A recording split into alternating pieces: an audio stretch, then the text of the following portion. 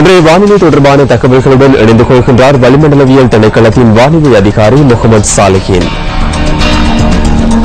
மத்திய சப்ரகமுவ மேல் வடமேல் மற்றும் தென் மாகாணங்களிலும் மன்னார் மாவட்டத்தின் பல இடங்களிலும் அடிக்கடி மழை அல்லது இடியுடன் கூடிய மழை பெய்யக்கூடும். சில இடங்களில் சுமார் 75 மில்லிமீட்டர் வரையிலான ஓரளவு பலத்த மழை பெய்யக்கூடும். கிழக்கு மற்றும் ஊவா மாகாணங்களில் சில இடங்களில் பிற்பகல் 2 மணிக்கு பின்னர் மழை அல்லது இடியுடன் கூடிய மழை பெய்யக்கூடும். நாடு முழுவதிலும் குறிப்பாக மத்திய மலைப்பிரதேசத்தின் மேற்கு சரிவுகளிலும் நாட்டை சூழவுள்ள கடல் பிராந்தியங்களிலும் இடையே பலத்த காற்று வீசக்கூடும். கடல் பிராந்தியங்களை பொறுத்தவரையில் புத்தளம் தொடக்கம் கொழும்பு காலி ஊடாக ஹம்பாந்தோட்டை வரையான கடல் பிராந்தியங்களில் அடிக்கடி மழை அல்லது இடியுடன் கூடிய மழை பெய்யக்கூடும். கிழக்கு கடல் பிராந்தியங்களில் சில இடங்களிலும் மழை அல்லது இடியுடன் கூடிய மழை பெய்யக்கூடும். காற்று மணித்தியாலத்துக்கு 30 முதல் 40 கிலோமீட்டர் வேகத்தில் தென்மேற்கு திசையில் இருந்து வீசும். புத்தளம் தொடக்கம் மன்னார் காங்கேசன்துறை ஊடாக திருகோணமலை வரையான அத்துடன் மட்டக்களப்பு தொடக்கம் பத்துவில் ஊடாக ஹம்பாந்தோட்டை வரையான கடல் பிராந்தியங்களில் காற்றின் வேகமானது அடிக்கடி மணித்தியாலத்துக்கு 60 கிலோமீட்டரிலும் அதிகரித்த வேகத்தில் வீசக்கூடும். இவ்வாறான சந்தர்ப்பங்களில் குறிப்பிட்ட கடல் பிரதேசங்கள் மிகவும் கொந்தளிப்பாக காணப்படும். இதேவேளை நாட்டை சூழவுள்ள ஏனைய கடல் பிரதேசங்களில் காற்றின் வேகமானது மணித்தியாலத்துக்கு 50 முதல் 60 கிலோமீட்டரிலும் அதிகரித்த வேகத்தில் வீசும் சந்தர்ப்பங்களில் கடல் பிரதேசங்கள் இடைக்கிடையே கொந்தளிப்பான நிலையில் காணப்படும்.